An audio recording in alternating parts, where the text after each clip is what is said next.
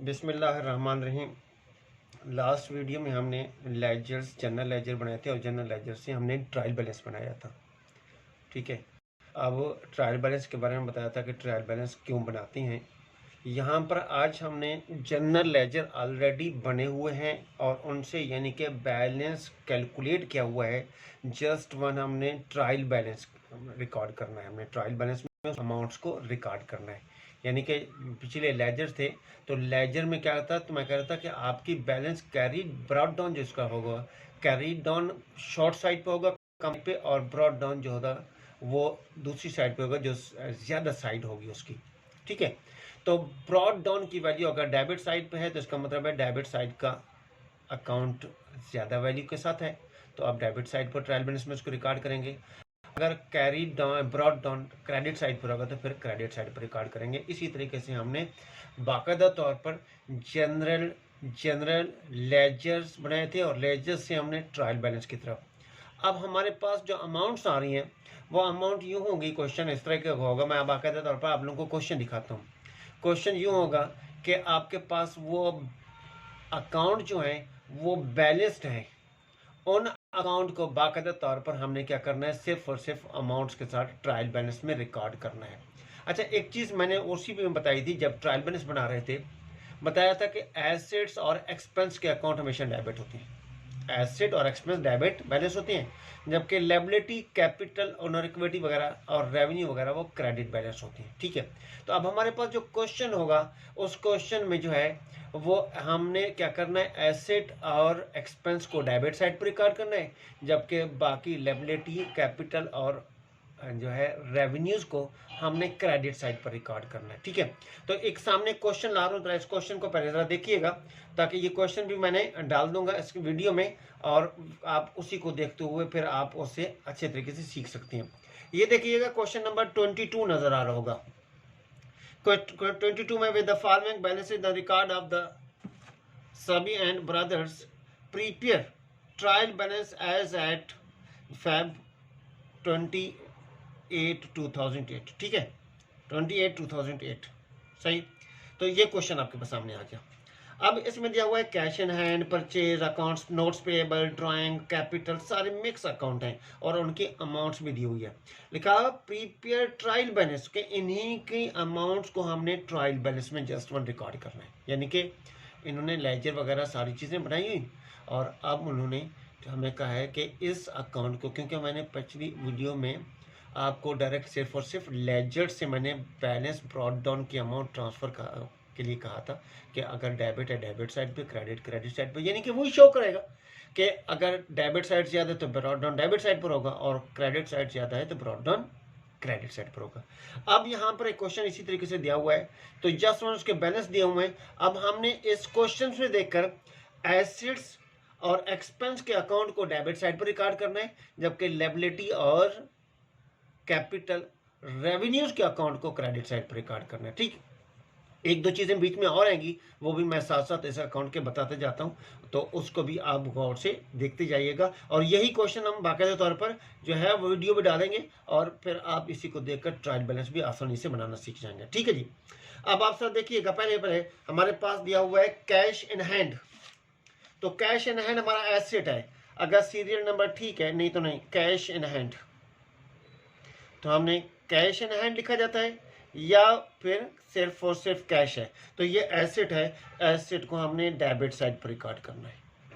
ठीक, उसके बाद परचेजेस है। अच्छा, एक और चीज़ है कि अगर आप चाहें तो सबसे पहले तमाम एसेट्स रिकॉर्ड कर दें और एसेट्स की कैटेगरीज में सबसे पहले करंट एसेट रिकॉर्ड करें। ठीक, फिर उसके बाद नॉन करंट एसेट रिकॉर्ड करें, फिर लायबिलिटीज रिकॉर्ड करें, लायबिलिटीज के साथ फिर आप ओनर इक्विटी रिकॉर्ड करें, फिर रेवेन्यू और फिर एक्सपेंस। जिस सीक्वेंस से हमने क्लासिफिकेशन ऑफ अकाउंट्स, तो उसी सीक्वेंस से आप यहाँ पर ट्रायल बैलेंस बनाने तो ज़्यादा ही बेहतर होगा। लेकिन अगर नहीं उसी तरीके सीक्वेंस से बना रहे तो हमारे लिए कोई मसला नहीं है। ठीक है, इसी तरीके से इस ट्रायल बैलेंस को भी। अब हमारे पास दूसरे नंबर पे आ गया, हमारे पास क्या आ गया, परचेज। परचेज एक्सपेंस है, तो परचेज इसका मतलब है एक्सपेंस में मैंने बताया कि डेबिट साइड पर रिकॉर्ड करना है, तो परचेजेस की वैल्यू 80,000। ठीक, उसके बाद नंबर 3 पे है नोट्स पेएबल। ठीक है, नोट्स पेएबल लायबिलिटी होती है, मैंने क्लासिफिकेशन अकाउंट में लिखवा चुका हूँ, नोट्स पेएबल। तो नोट्स पेएबल लायबिलिटी, और मैंने बताया कि लायबिलिटी का बैलेंस क्रेडिट होता है, तो इस अमाउंट को क्रेडिट साइड पर अमाउंट लिखेंगे। नंबर 4 पे ड्राइंग। ड्राइंग जो अकाउंट है ये कैपिटल की वैल्यू को कम करते हैं, तो कैपिटल हमारी ओनर इक्विटी है, उसको क्रेडिट साइड पर रिकॉर्ड करते हैं ओनर इक्विटी को। तो लिहाजा उस सूरत में ये मैनेज करे कम होगा कि जब ड्राइंग को हम डेबिट साइड पर रिकॉर्ड करें, और ड्राइंग का बैलेंस हमेशा डेबिट साइड पर रिकॉर्ड होता है। बैलेंस शीट में जाकर आगे जाकर ये कैपिटल में से माइनस हो जाता है, तो कैपिटल की वैल्यू को उस तरीके से ये क्या करता है, कम रिकॉर्ड करता है, उसमें से माइनस हो जाता है। तो लिहाजा हम डेबिट साइड पर रिकॉर्ड करेंगे तो ऑटोमेटिकली ये कैपिटल में से माइनस ही हो जाएगा। नंबर 5 पे salaries. Salaries expense. Salaries expense. Salaries expense हमारे पास कितना दिया हुआ है, 6000। कैपिटल, कैपिटल की वैल्यू भी दी हुई है, कैपिटल की वैल्यू 30,000, तो ओनर इक्विटी क्रेडिट साइड पर रिकॉर्ड हो गई। ठीक है न, कैपिटल के बाद हमारे पास आ गया number 7 sales revenue. Sales revenue होता है, सेल्स कितनी या रेवेन्यू, सेल्स रेवेन्यू, तो रेवेन्यू हमने क्रेडिट साइड पर रिकॉर्ड करनी है। ठीक है, तो ये 90,000 की अमाउंट। उसके बाद इंटरेस्ट रिसीवेबल, किसी किस्म का कोई रिसीवेबल होगा वो हमारा क्या होगा, एसेट होगा। तो इंटरेस्ट रिसीवेबल है, बिल रिसीवेबल है, या कोई रेंट रिसीवेबल है, कमीशन रिसीवेबल है, किसी किस्म का रिसीवेबल होगा वो हमारा एसेट होगा, और एसेट को हम डेबिट साइड पर रिकॉर्ड करते हैं। लोन पेएबल, इसी तरीके से किसी किस्म का पेएबल, ये लोन पेएबल है, रेंट पेएबल हो, सैलरी पेएबल हो, बिल्स पेएबल हो, या किसी किस्म का भी कोई पेएबल हो, तो वो हमारी लायबिलिटी होती है, और लायबिलिटी को ट्रायल बैलेंस का बैलेंस जो होता है वो क्रेडिट बैलेंस होता है, लिहाजा इसको क्रेडिट साइड पर रिकॉर्ड कर देंगे। फर्नीचर, फर्नीचर एसेट है, फर्नीचर के एसेट है, और नॉन करंट एसेट है, तो एसेट डेबिट साइड पर रिकॉर्ड होगा, 12,600। अकाउंट्स रिसीवेबल, नंबर 11 पे accounts receivable. Accounts receivable account asset, मैंने बताया ना कि पहला कि है ही रिसीवेबल, कोई भी हो एसेट ही होता है, 8,700। एडवर्टाइजमेंट एक्सपेंस है, number 12 advertisement. Advertisement expense, advertisement की अमाउंट 700 क्रेडिट साइड पे। नंबर 13 पे rent and taxes. Rent and taxes, rent and taxes की अमाउंट जो है वो 2,500 एक्सपेंस है। अच्छा सॉरी, ये मैंने एडवर्टाइजमेंट को क्रेडिट साइड पर रिकॉर्ड कर दिया, एडवर्टाइजमेंट एक्सपेंस है और डेबिट साइड पर रिकॉर्ड होगा। ठीक है, मैंने काट के डेबिट साइड पर रिकॉर्ड कर दिया। ओके, उसके बाद रेंट एंड टैक्सेस 2,500। नंबर 14 पे अनएक्सपायर्ड इंश्योरेंस, अनएक्सपायर्ड या प्रीपेड,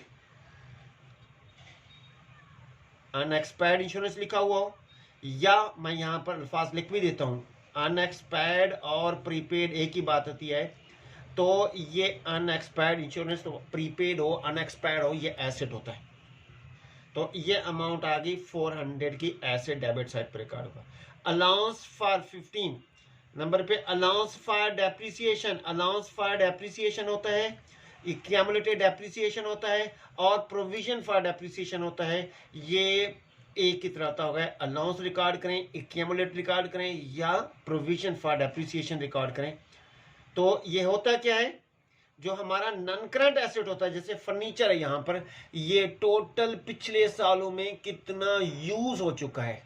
अच्छा ठीक है, और इसका जो अगर होगा डेप्रिसिएशन, हम एक्सपेंस रिकॉर्ड करेंगे, आगे जाकर पढ़ेंगे ये चीज़, डेप्रिसिएशन एक्सपेंस रिकॉर्ड करेंगे। वो एक्सपेंस जो होगा वो एक अकाउंटिंग ईयर के लिए एक्सपेंस होगा, ये नॉन कैश एक्सपेंस होता है। ठीक है, कि हम किसी ऐसे एक्सपेंस जिसकी हम एक्सपेंस की पेमेंट नहीं करते कैश के साथ में, किसी एसेट से वो क्या हो जाता है, वैल्यू को कम कर होता है। तो ये अलाउंस फॉर डेप्रिसिएशन पिछले जितने सालों का टोटल एक्सपेंस हो जाए, वो टोटल करके यहाँ पर रिकॉर्ड कर दिया, इसलिए अलाउंस रिकॉर्ड हो गई। तो ये अमाउंट है अलाउंस फॉर डेप्रिसिएशन की अमाउंट क्रेडिट साइड पर रिकॉर्ड होगी। ठीक है जी, क्योंकि फर्नीचर डेबिट है कोई भी नॉन करंट एसेट डेबिट होगा, उसका अलाउंस क्रेडिट होगा, क्योंकि उसी में से ये वैल्यू मैनेज हो जाती है। उसके बाद नंबर 16 पे इन्वेस्टमेंट है। इन्वेस्टमेंट की अमाउंट एसेट है 4400, और उसके बाद नंबर 17 पे सेल्स डिस्काउंट है। सेल्स डिस्काउंट की अमाउंट जो है, सेल्स डिस्काउंट है, सेल्स डिस्काउंट की अमाउंट जो होती है, सेल क्रेडिट होता है। सेल डिस्काउंट यानी कि आप देखें ना, किसी किस्म की कोई सेल है और की गई है गुड कस्टमर को, उस पे हमने उसको डिस्काउंट दिया है। आगे जाकर पढ़ेंगे, हमारे पास डिस्काउंट दो तरह का डिस्काउंट होता है, एक होता है ट्रेड डिस्काउंट और एक होता है सेटलमेंट डिस्काउंट। फिर सेटलमेंट डिस्काउंट की दो कैटेगरीज होती हैं कि अगर कस्टमर को दिया गया है तो वो सेल डिस्काउंट होगा, और अगर सेटलमेंट डिस्काउंट हमें मिला है यानी कि सप्लायर से मिला है तो वो डिस्काउंट परचेज डिस्काउंट होगा। सेल डिस्काउंट को डिस्काउंट अलाउड भी कहती हैं और परचेज डिस्काउंट को डिस्काउंट रिसीव्ड भी कहती हैं। तो लिहाजा सेल डिस्काउंट डेबिट साइड पे रिकॉर्ड होगा। ठीक है, अब हमने क्या करना है, इसका टोटल करना है, डेबिट साइड का टोटल करना है और क्रेडिट साइड का टोटल करना है। जब डेबिट और क्रेडिट साइड का हम टोटल करेंगे तो उन टोटल की वैल्यू जो आएगी वो 1,37,200, दोनों साइडें इक्वल होंगी, 1,37,200। तो ये देखिएगा हमारा ट्रायल बैलेंस जो है इसमें बन गया हमारा ट्रायल बैलेंस, और इसमें डेबिट साइड और क्रेडिट साइड दोनों क्या हो गई हैं, इक्वल हमारे पास आ गई हैं। ये याद रखिएगा, मैंने तो अभी सीक्वेंस से नहीं बनाया। अगर आप सीक्वेंस से बनाएंगे, अगर आप सीक्वेंस से बनाएंगे तो पहले एसेट, फिर लायबिलिटीज, उसके बाद एसेट भी आप नॉन करंट एसेट लिखें, फिर current asset, non current asset, सबसे पहले करंट एसेट लिखें, फिर नॉन करंट एसेट, ठीक, लायबिलिटीज, फिर कैपिटल जिसको ऑनर इक्विटी मैं कह रहा हूँ, उसके बाद आप रिकॉर्ड करें रेवेन्यू और उसके बाद एक्सपेंसेस। इसके बाद हमारा जो होगा इंशाल्लाह न्यू टॉपिक स्टार्ट होगा, और वो न्यू टॉपिक जो हमारी होगी वो कैश बुक होगी, और कैश बुक से इंशाल्लाह स्टार्ट करेंगे। अगर आपने कोई कमेंट्स देनी है तो इस कमेंट्स के भी मैं वेट करूंगा, और अगर कोई क्वेश्चन पूछना है तो उस क्वेश्चन भी आप मुझे वेट कीजिए, वेट करूंगा उस क्वेश्चन का, और फिर मैं उस क्वेश्चन का इंशाल्लाह कोशिश करूंगा जवाब देने की। इट्स ओके, अल्लाह हाफिज़।